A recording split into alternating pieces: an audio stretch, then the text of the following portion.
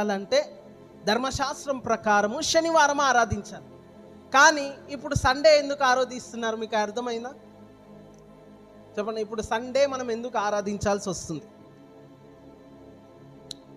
అయ్యో, మీకు తెలియదేమో.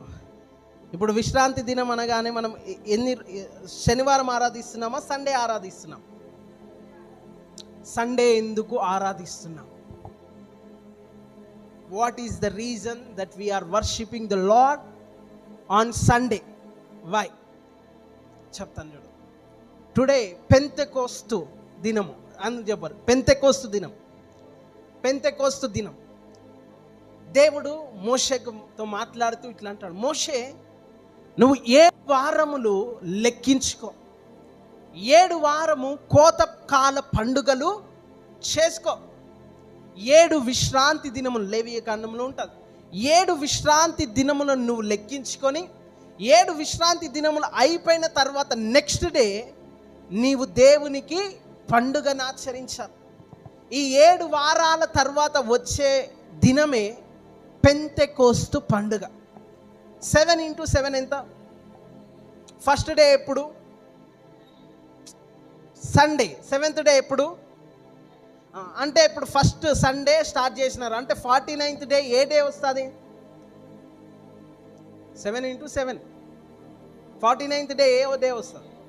సాటర్డే వస్తుంది. అవునా? ఒక వారానికి 7 దినములు, 7 వారాలకు 7 ఇంటూ వేస్తే 49 చివరి వారము శనివారం. దేవుడు చెప్తాడు 7 వారాలు లెక్కించు, 7 వారాలు అయిపోయిన తర్వాత నెక్స్ట్ డే అంటే ఎన్నో డే? 50వ దినము నువ్వేం చేయాలంట? పెంతెకోస్తు దినమున పండుగ చేయాలి. ఈ 50వ దినము ఇప్పుడు ఏ రోజు వచ్చింది అక్కడ? చెప్పండి. ఆదివారం అనండి. ఆదివారం వచ్చింది. 50th డే ఆదివారం వచ్చింది. ఆదివారం పెంతెకోస్తు దినం. ఇప్పుడు చదవండి 2వ అధ్యాయము అపోస్తుల కార్యములు 2వ అధ్యాయము 2వ వచనం.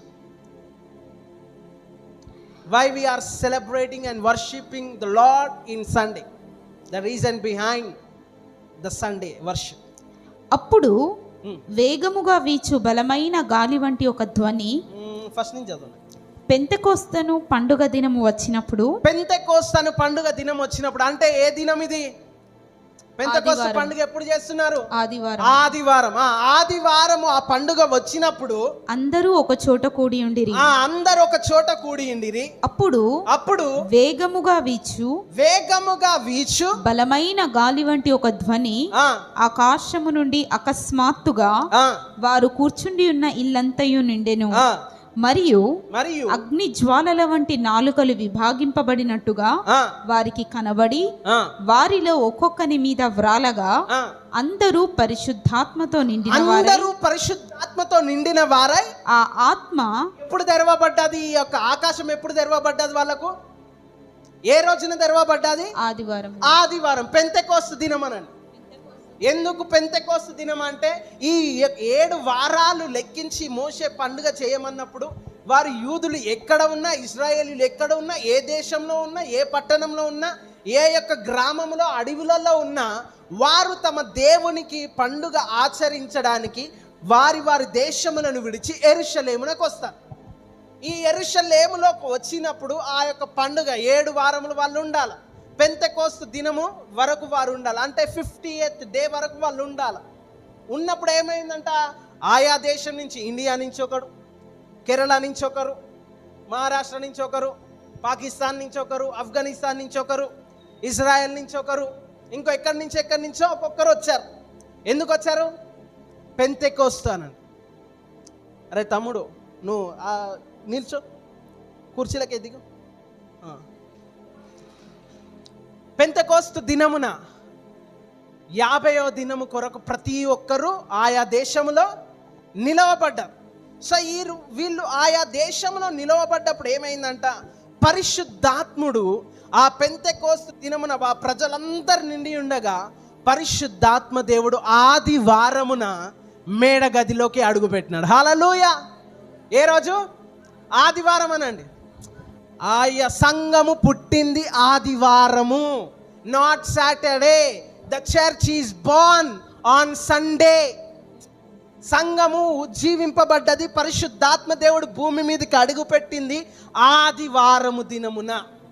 అందుకే పెంతెకోస్తు దినమున ఆ ఆకాశము తెరవబడి అగ్ని జ్వాలలుగా నాలుకలుగా విభాగించబడి ఆ మేడ గదిలోకి పరిశుద్ధాత్ముడు వచ్చినాడు. సో అందుకే మనం ఆదివారమున ఆరాధన చేస్తాం. సంఘము పుట్టింది ఆదివారమున. అందుకే we are celebrating the worship services on Sunday. అర్థమైందా? ఇప్పుడు శనివారం జరుపుకుంటున్నారా? ఆది సంఘము ఆదివారం జరుపుకుందాం. చెప్పండి, ఆదివారం జరుపుకున్నాం. ఇప్పుడు పౌలు ఏ వారంలో నిలబడి ఉంటాడు? పేతురు ఏ వారంలో నిలబడి ఉంటాడు? అంటే ప్రతిదినం వాళ్ళు ప్రకటించినారు. కానీ ఆదివారం ఏమొచ్చింది? పెంతెకోస్తు దినము, పరిశుద్ధాత్ముడు పుట్టిన రోజు.